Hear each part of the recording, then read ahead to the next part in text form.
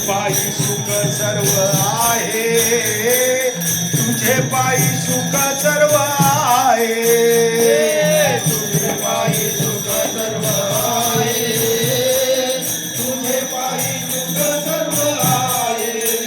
गोड तुझे रूप, गोड तुझे नाम, गोड तुझे रूप, गोड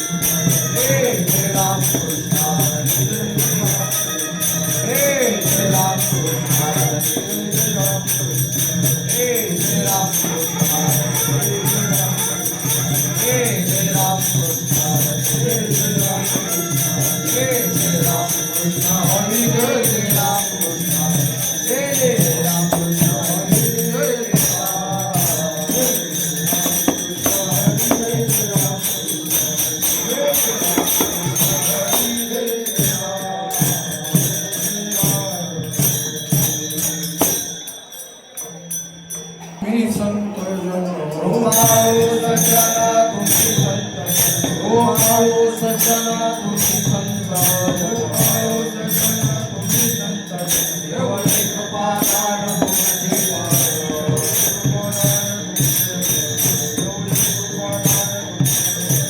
ओ माओ सज्जना तुम्ही संत जन माओ सज्जना तुम्ही संत ओ माओ सज्जना तुम्ही संत माओ सज्जना तुम्ही संत एवढे कृपादान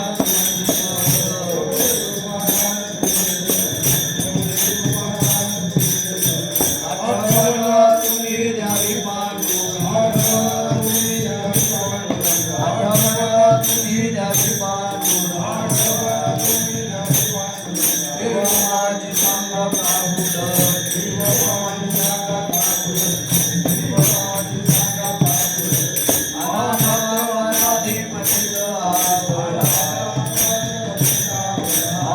अनाथवनाधिपतीच आवडा अनाथवनाधिपतीच आवडा होय पाया वेगळा नका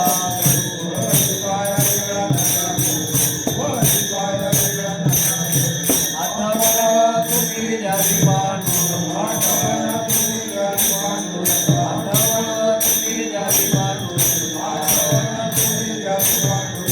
देव माझी सांगा प्राहुल देव माझी सांगा प्राहुल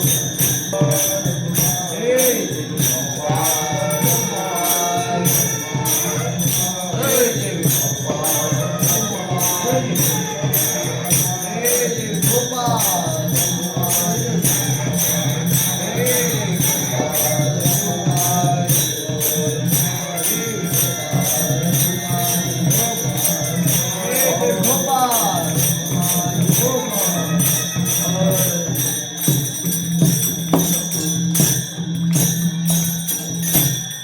बोला बाळू सज्जन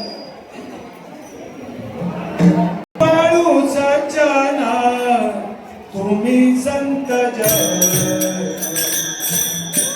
कृपाळू सज्जना तुम्ही संत जन कृपाळू सज्जना तुम्ही संत जन कृपाळू सज्जना तुम्ही संत जन कृपाळू सज्जना तुम्ही संत जन कृपाळू सज्जना तुम्ही संत जन कृपाळू सज्जना तुम्ही संत जन कृपाळू सज्जना तुम्ही संत जन एवढे कृपादान तुमचे माझ एवढे कृपादान तुमचे माझ आठवणा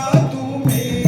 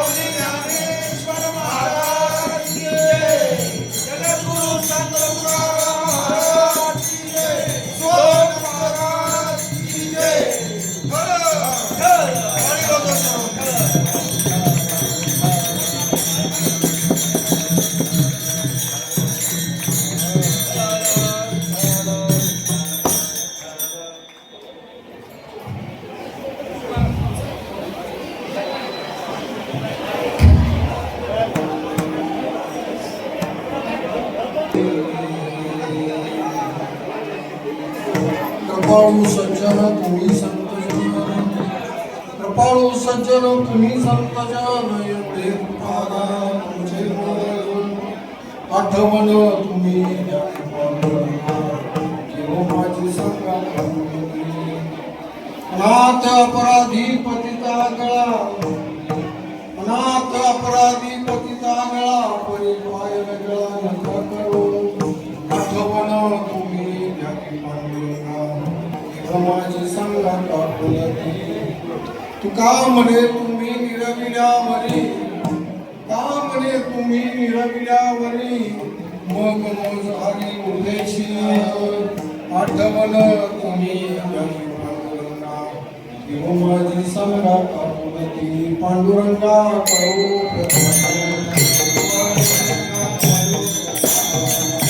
पांडुरंगा करू प्रथम नमन, पांडुरंगा करू प्रथम नमन.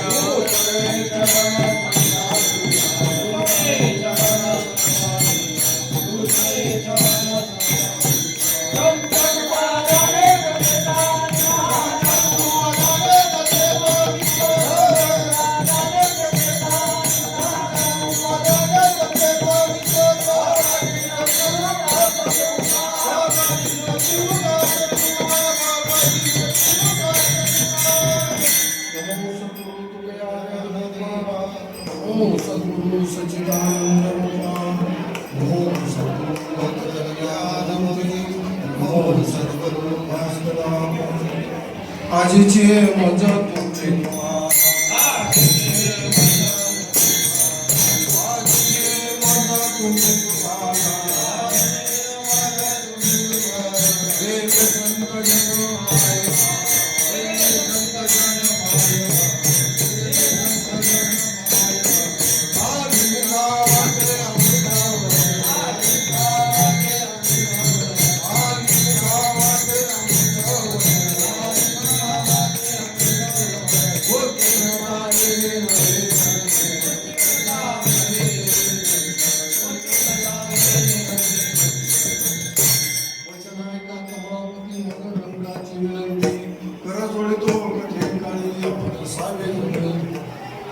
आज या ठिकाणी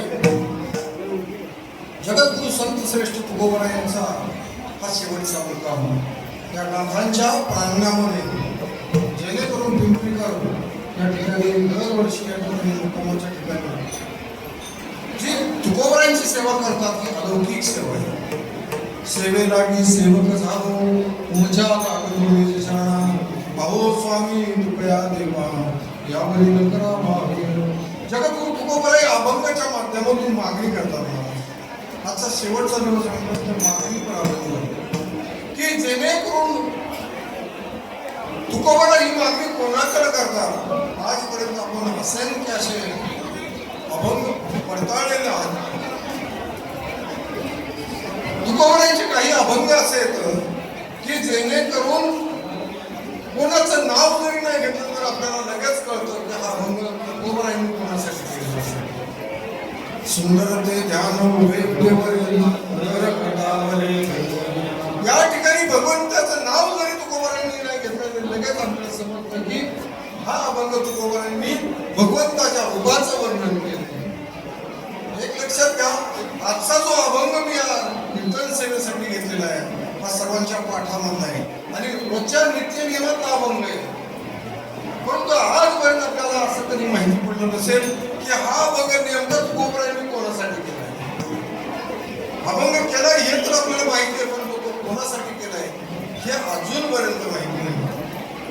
कृपाळू सज्जन तुम्ही संत जन, एवढे कृपादान तुमचे मज.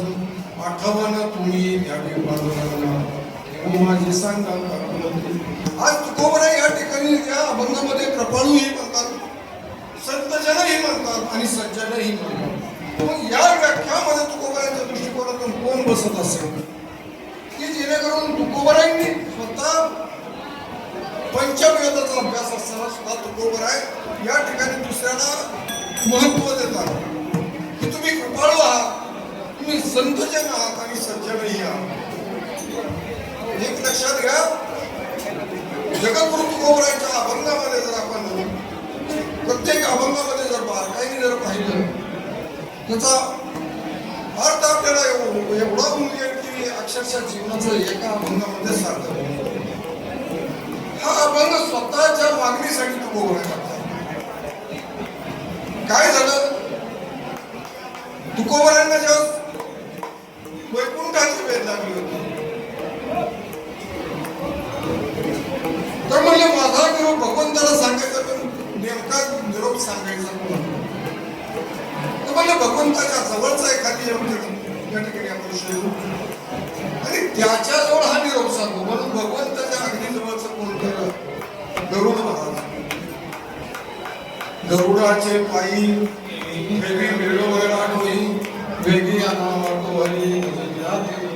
त्या गरुडाला सांगितलं म्हणजे तुकोबराय म्हणतात, तुझ्या मस्तक पायावरती ठेवतो पण माझा एक निरोप सांगायचं काम नाही, कारण मला आता माझं कार्य संपलेलं आहे, मला तर वैकुंठाला यायचं. माझा निरोप फक्त भगवंताला सांग की आता मला न्यायला तुम्ही या. काही कालावधी गेल्यानंतर त्या गरुडावरती सुद्धा तुकोबरायचा भरोसा नसणार नाही. पाय लक्ष्मीच्या हाती श्री यावे साक्षात भगवंताच्या सौभाग्यवती त्यांच्याजवळ तुकोबराय जावं, त्यांना विनंती करावी, पाय लक्ष्मीच्या हाती यावे कामवती. जेणेकरून तुम्ही म्हणाल की पाय लक्ष्मीच्या हाती, भगवंताचे चरण हे लक्ष्मीकडे कसे गेले.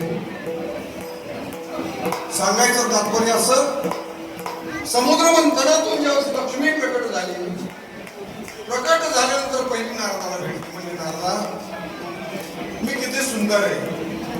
तर ते म्हणले, ऐसा तुमच्यासारख्या विश्वामध्ये कोणी सुंदर नाही, एवढं सुंदर आहात. तर म्हणले एक काम कर, म्हणले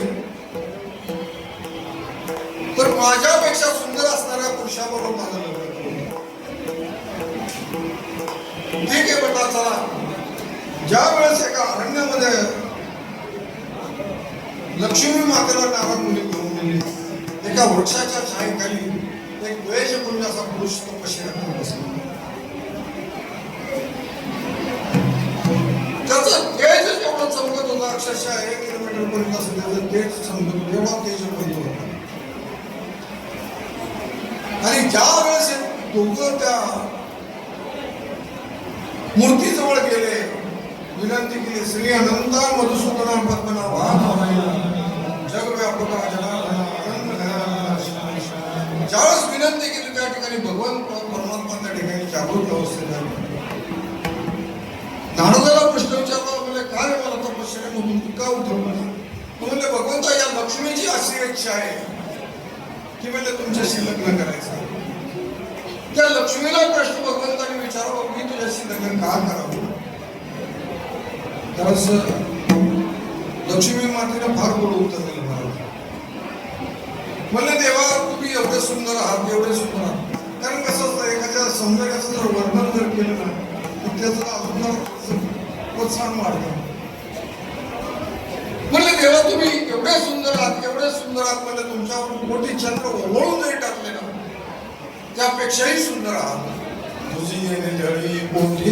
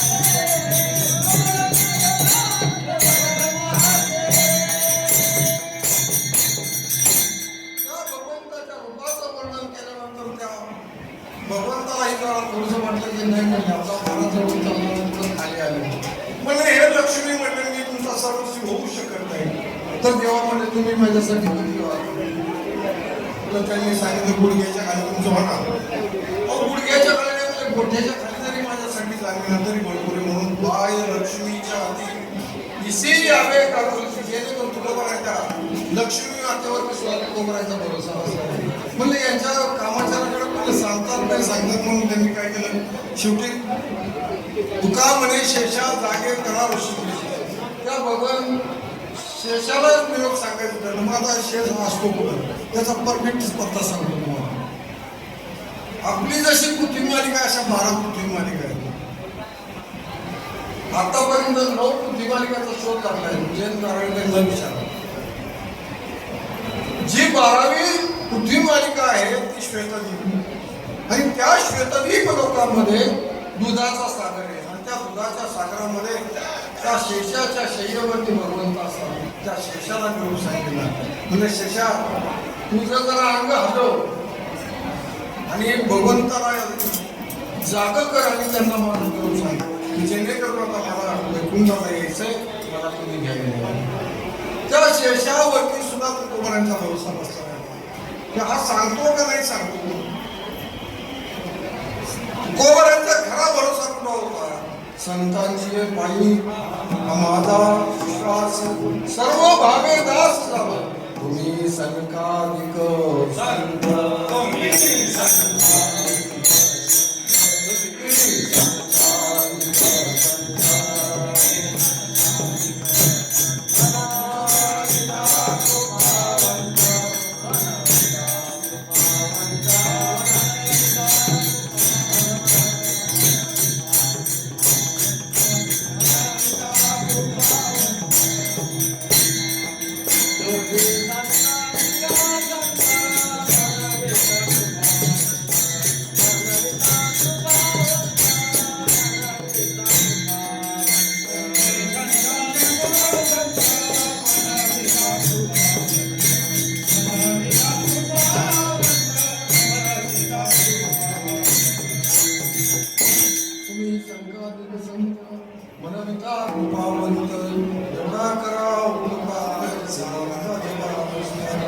संत आता या ठिकाणी अभंगामध्ये तुम्ही संकाधिक संत आता हे संत भरपूर आहे त्या ठिकाणी परंतु संकाधिक संत हा शब्द तुकोबऱ्या वापरतात त्याचा अर्थ असा की जे वैकुंठामध्ये राहतात त्याला संकाधिक संत म्हटले मग वैकुंठामध्ये राहणारे संत कोणते होते निवृत्ती ज्ञानदेव सोपान मुक्ताबाई एकनाथ नामदेव प्रकार आता तुम्ही एक लक्षात घ्या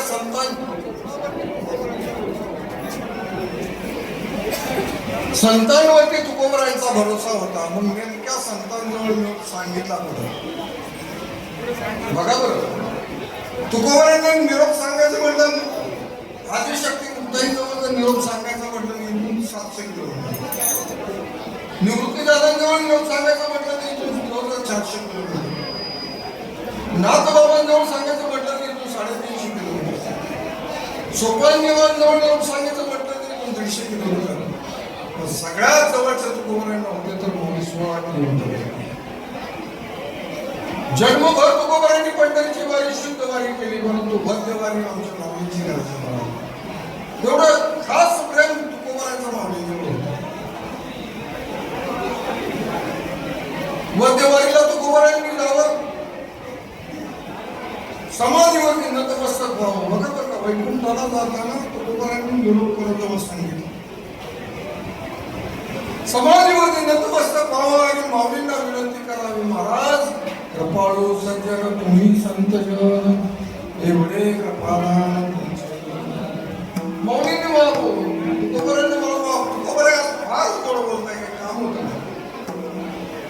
अनाथ अपराधी पतित आगळा बरी पाय तुकोबरायांनी म्हणावं या जगाला सुधारण्यासाठी आपण बोलते जन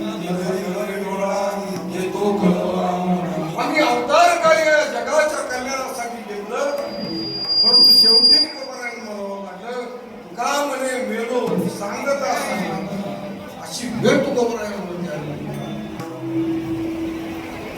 म्हणजे भगवंतापासून मी दूर आलो, मी अनाथ झालो आणि या महासुराला सुधारण्यात मी बिघडायचं काम झालं.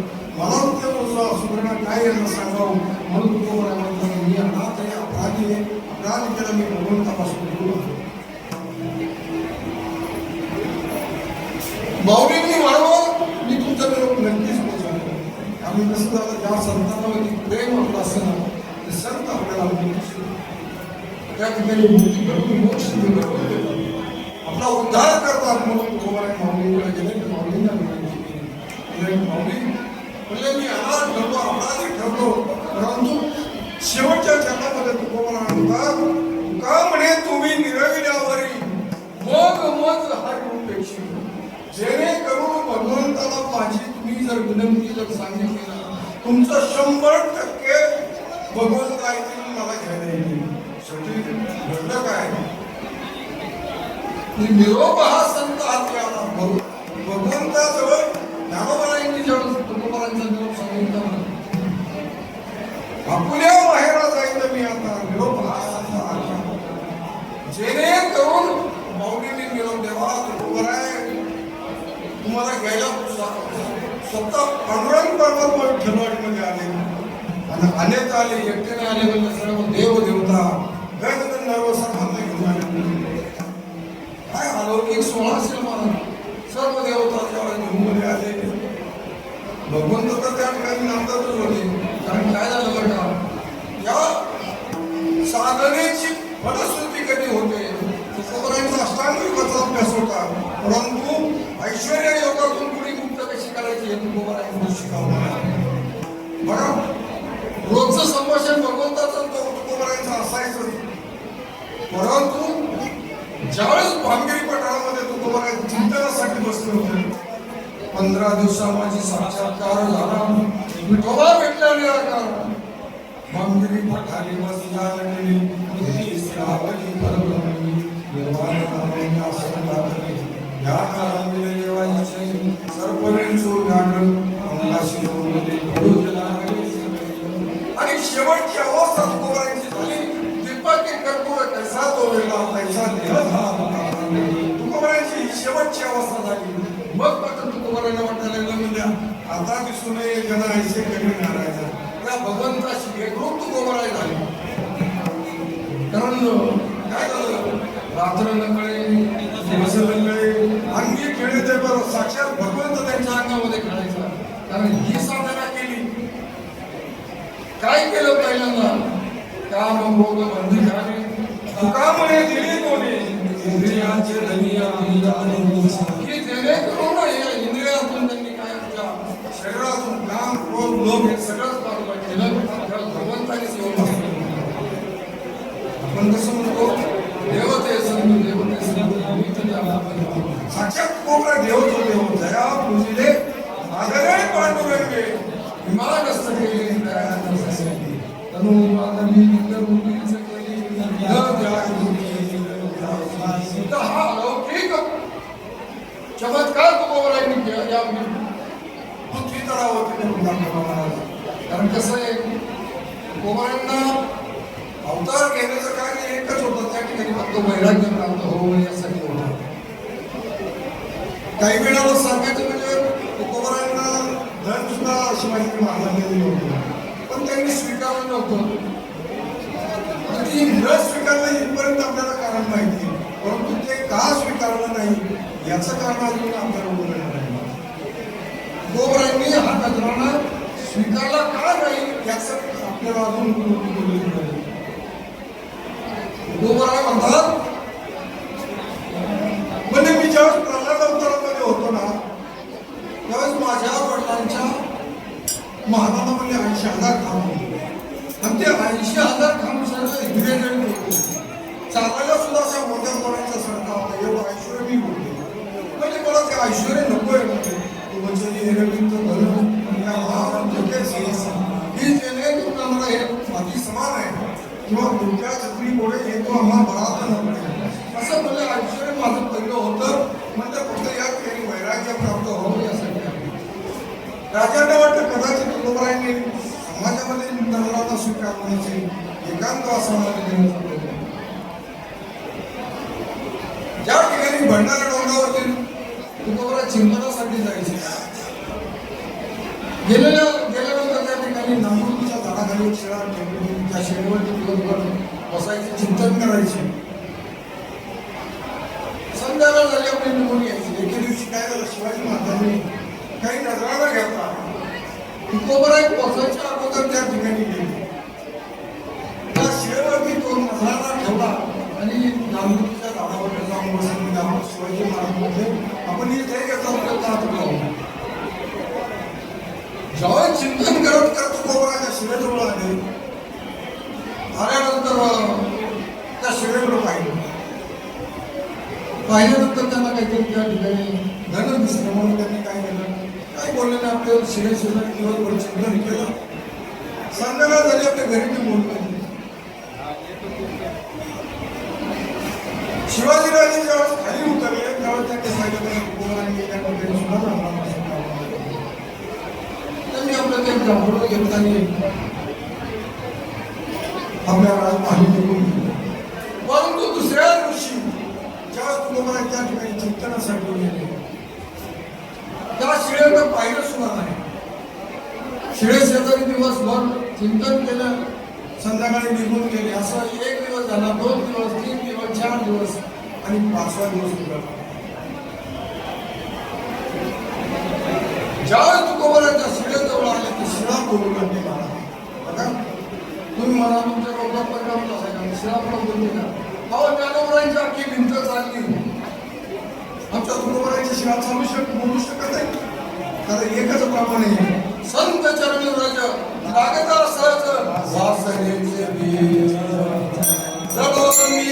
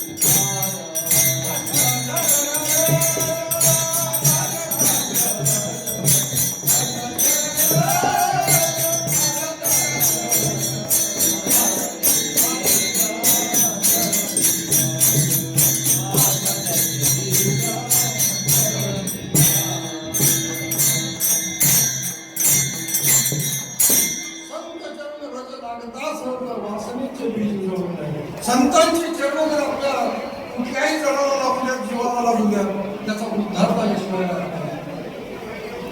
त्या शिळेला वाटलं कदाचित तुकोबरा म्हणजे आता माझ्याकडे कधी येणार नाही. पण ते जर माझ्याकडे येणार नसेल तर मी त्याच्याकडे जाऊ शकतो. तुम्ही काय करा, आपल्याला काय माहिती आहे, तुकोबरांच्या ज्यावेळेस असं गाथा बुडवले गेला तेव्हा तुकोबरांनी 13 दिवस अनुष्ठान केलं. तसं 18 दिवसाचं अनुष्ठान होतं. 5 दिवस भर पुस्तक फिरत होते, माझी गाथा नाही का, माझी गाथा. परंतु 5 दिवसानंतर निश्चय केला म्हणजे आता माझी गाथा शिकणार नाही, मला काहीतरी साधनाच करावं लागेल. म्हणून ज्या शिळेवरती तुकोबरा आहे बसून साधना चालू केली. तिसरा होती भंडारा डोंगराची. माझ्याकडे तुकोबरा येणार नाही, पण मी तुकोबरा इकडे जायला. त्या भंडारा डोंगरावर गडगडत नदीच्या पलीकडच्या तीरात आली. म्हणजे तुकोबरा इकडच्या तीराला कधी येत नाही, पलीकडच्या तीराला जातो. आणि ती शिळा जल पार करून ज्या ठिकाणी आता होती त्या ठिकाणी स्थापित झाली. तुकोबरांनी असे गाथा बुडवल्या आणि ज्यावेळेस त्या शिळेवरती बसले तुकोबरा आहे तिनेही एक दिवस जाऊन गेला, 2 दिवस झाले. तिसऱ्या दिवशी मात्र परत ते बोलला की म्हणजे महाराज आता कसा माझा स्वीकार केला. म्हणजे वेळेत तू काय केलंस, जेव्हा त्या इंद्रायणीचं जल पार केलं त्या जलाने तू पवित्र झाली आणि पवित्र झाली म्हणून मी तुझा स्वीकार केला. विठ्ठल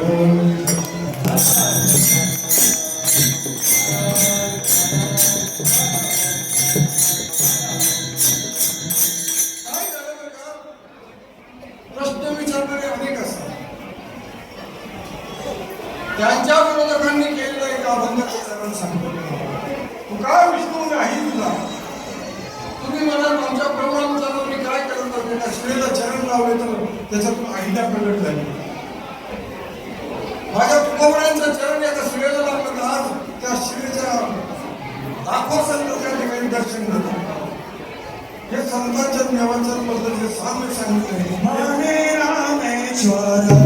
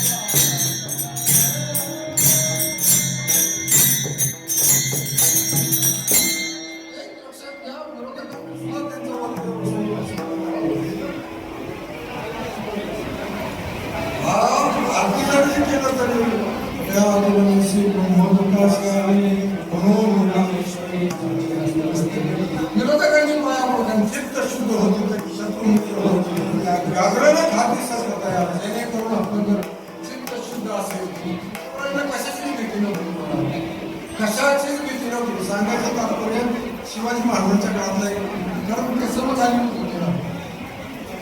एकदा काय झालं, राजे कल्याणच्या मोहिमेसाठी निघाले होते. हा विषय घेऊ नये परंतु उदाहरणासाठी घ्यावं. शिवाजी महाराज एकदा कल्याणच्या मोहिमेसाठी चाकण करून तळेगाव मार्गे कल्याणात आला होता आणि रस्त्याच्याच कडेला भंडारा होता. म्हणजे आपल्या गुरु म्हटल्यावरती चिंतन करत असताना त्यांना गुरु भेटून त्यांचं दर्शन घेऊन चांगल्या कामासाठी मार्ग असतो. म्हणून त्यांनी काय केलं, भंडारा टोलावरून सगळं गोरगाव देऊन घेऊन गेले. संतांची ताकद मला सांगायची, संत काय करू शकतात. गेल्यानंतर श्री संताची माथा चरणावर साष्टांग हे दंडवत घालतो तुकोबरांना. सर तुकोबरांची वाणी द्यायची, सहज बोलणे अशी हितोपदे की जेणेकरून मुले बसा सगळे बसले. म्हणजे आता काय करा, जेवणच करू, जेवण करण्याची वेळ नाही. सहज लक्ष शिवाजी महाराजांचं तुकोबरांच्या शिकवणीकडे गेले. म्हणजे आता एक व्यक्तीची शिकवणी असून किती असतात, 4 वाजले असेल, 5 वाजले असेल, तुम्हाला एवढ्या सैन्याला म्हणजे शिकवणी कशी होणार. एक लक्षात घ्या, राजांच्या मनामध्ये जी सर निर्माण झाली ते तुकोबरांना कळलं की एवढीशी शिकवणी एवढ्या सैन्याला पोहोचणार कसं.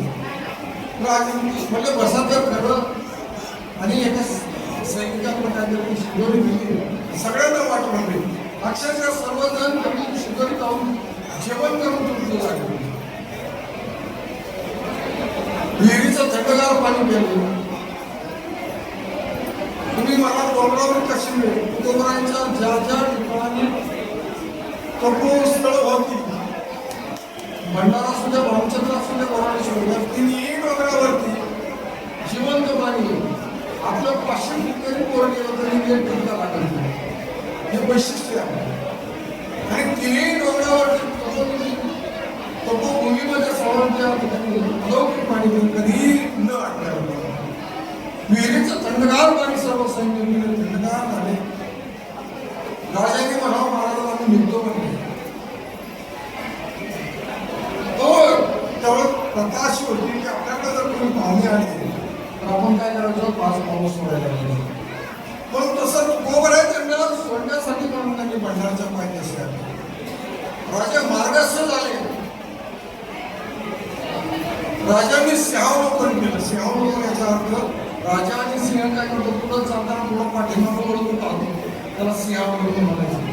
आणि ज्यावेळेस राजाने सिंहावलोकन केलं त्यावेळेस तुकोबारायांनी बांधायला हाकला असता. सोन्याचे पर्वत करवितली पाषाणात तेथील रार कल्पना अख्खा भाडाला डोंगर सोन्याचा करून दाखवला आणि त्यावर असणारी झाडं झुडपं ही गणपतरू म्हणून दाखवली. का म्हणे आम्ही राजे त्रैलोक्याचे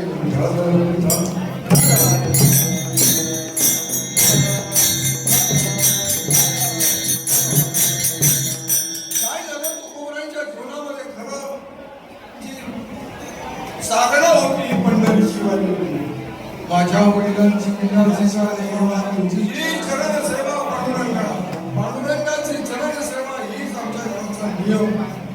विश्वांबर बाबांपासून जी सेवा चालत आली होती तुकोबारायांपर्यंत जी तुकोबारायांनी सेवा केली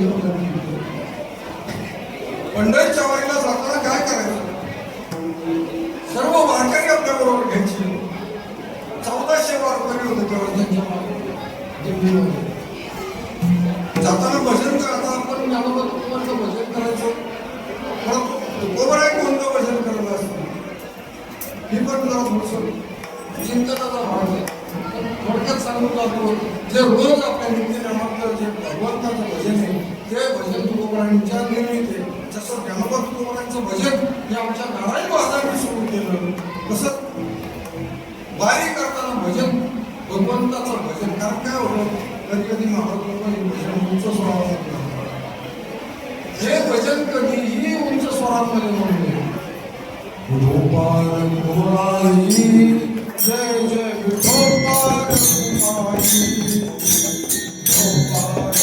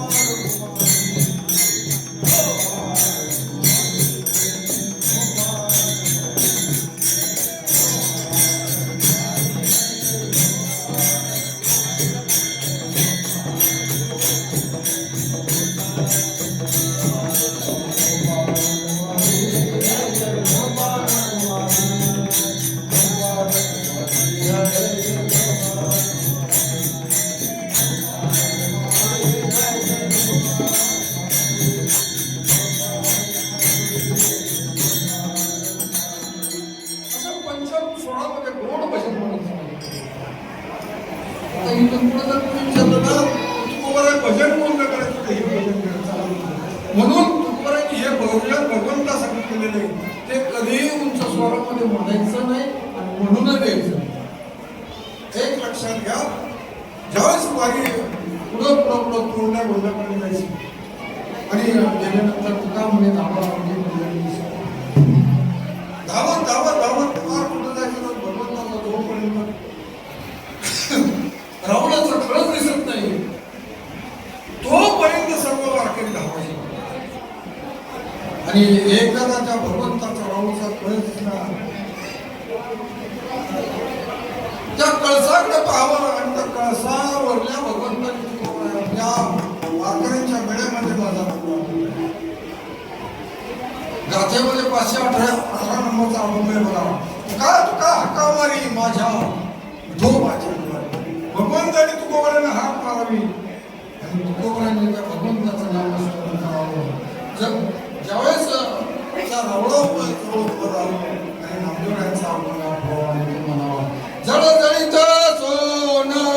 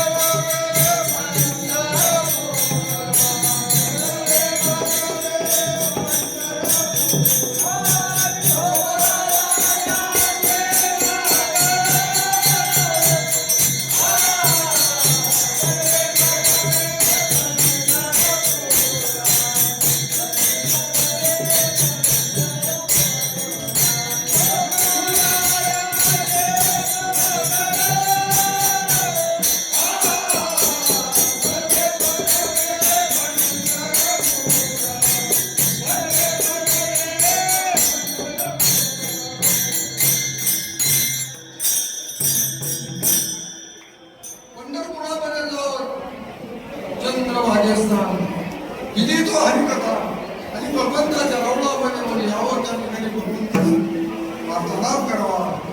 वारी कशी झाली तुकोबरायांनी सांगावं त्या वारीचं. 1400 वारकरी असायचे त्यावेळी आता 14 लाखाच्या वर. हे वैशिष्ट्य आहे संतांचं की जेणेकरून या संतांनी काय केलं असत मार्गाला आपल्याला लावलंय आणि झाडू संतांचे मार्ग आपणही काय केलंय संतांच्या मार्गाने चालल्यामुळे आज या जगाला सुद्धा स्थिर आहे. महाराष्ट्रामध्ये जो हा परमार्थ करतोय त्यामुळं हा सगळं जगत स्थिर आहे. नाही ते एकदा अस्थिर झालं तर मग भूकंप परत अजून महापूर आणि अनेक प्रकारचा चक्रीवादळ चालू लागतील.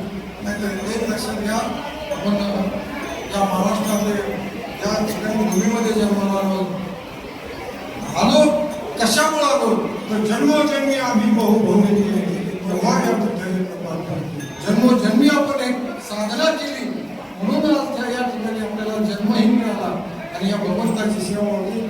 जेणेकरून या संतांची सेवा करून का म्हणे संत सेवा याची देवा होतो तेव्हा तुका म्हणे संत सेवा माझ्या पूर्वजांचा ठेवा. हा आपला ठेवा आपल्याजवळ आहे म्हणून आज आपल्याला संत सेवा करते. नाही तर आपण कुठेतरी एखाद्या बंगल्यामध्ये तिथंच निवांत बसत असतो.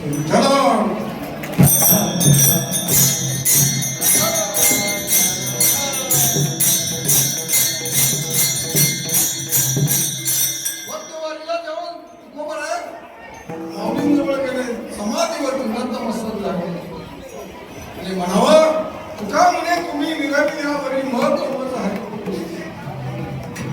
तुम्ही जर माझी ही किंवा माझी बात जर भगवंताला सांगितली ना तुमचं 100% भगवंत ऐकते मला घ्यायला येईल.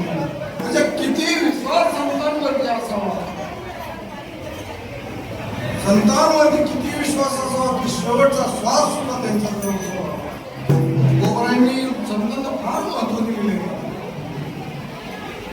आणि त्यांची बघा आम्ही संत माय वापरतो आई बाबाच्या उपचाराने संतांमध्ये संतांचं स्थान टाकलं म्हणून शेवटचा निरोप सुद्धा तुकोबराय शेवटच्या चरणामध्ये तुका म्हणे तो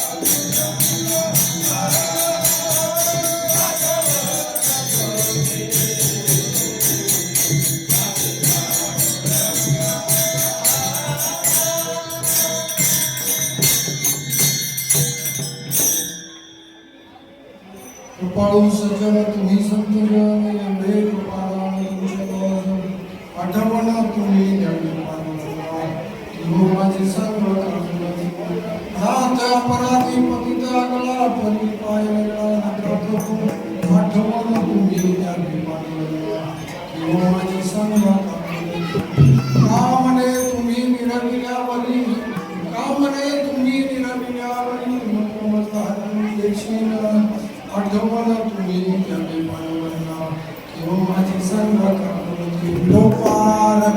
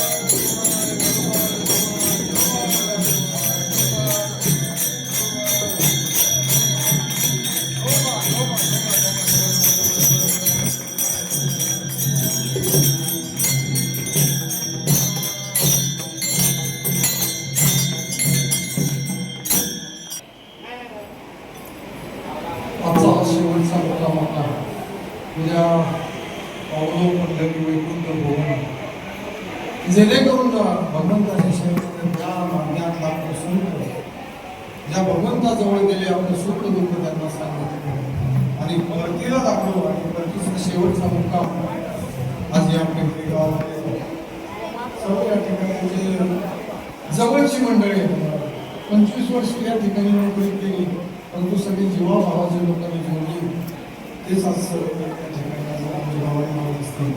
आमच्या संस्थांचे माझे अध्यक्ष पुरुषोत्तम महाराज असतील सगळीच मंडळी आपली सगळे वारकरी मागे सर्व तुम्ही आम्ही मुख्यदार जेणेकरून ही मंडळीची वारी करत असतो आणि त्या मंडळीच्या वारीचा आजचा शेवटचा काम की जेणेकरून आज शेवट होतो माझा भाऊ पूर्ण झाला शेवटपर्यंत वरतीची वारी कारण कसं असतं इष्ट देवतेला जाणं आणि येणं यालाच वारी म्हणायचं त्यांच्यापर्यंत जायचं सुख दुःख त्यांना सांगायचं त्यांची ऐकायची आणि परत आपल्या स्वतः पण घ्यायची ती पंढरीची वारी नित्य नेमाची पंढरीची वारी आहे माझी आणि एक लक्षात घ्या या सुख दुःखाच्या किंवा पाप पुण्याच्या विळख्यामध्ये अडकून करू नका काय झालंय आपला सगळा समाज काय झालंय पाप पुण्याच्या विळख्यामध्ये अडकून जातोय या जगामध्ये पापही नाही आणि पुण्यही नाही आमच्या तुकोबांनी सरळ सांगितलंय की पाप कधी परत आणि पुण्य तो करू जेणेकरून एका जीवाला त्रास देणं छेडणं त्याला पाप म्हणायचं आणि पुण्य कशाला म्हणायचं तर एका जीवाला दुसऱ्या जीवावरती प्रेम करणं ते प्रेम कोणतं असावं तर मी फक्त तुझे व्हायचे हे प्रेम असेल प्रेमाचा शब्द आला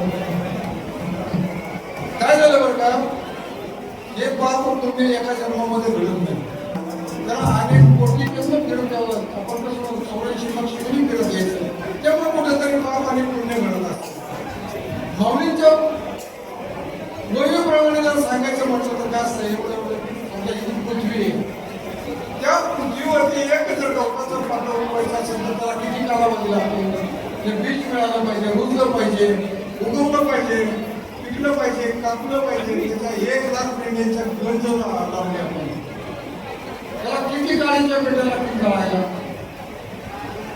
एकच गाडी लागेल ना तृण अग्नी मिळेल समोर झाले पाहिजे नाम केले जातात एक नाम जरी घेतलं तर आपल्या पूर्ण पापाचा नाहीसा होईल त्याही पुढे जाऊन तुकोबराय सांगतात की पुण्यवंत व्हावे येता सज्जनांची नावे नेघे माझी माझ्या होती प्रकाशासाठी विश्रांतीचा लाभ काही संतांची नेघे माझी माझ्या होती आणि त्या पुढेही जाऊन तुकोबराय म्हणतात शेवटच्या चरणात का म्हणे पापे जाती संतांची आदपे ज्ञानेश्वर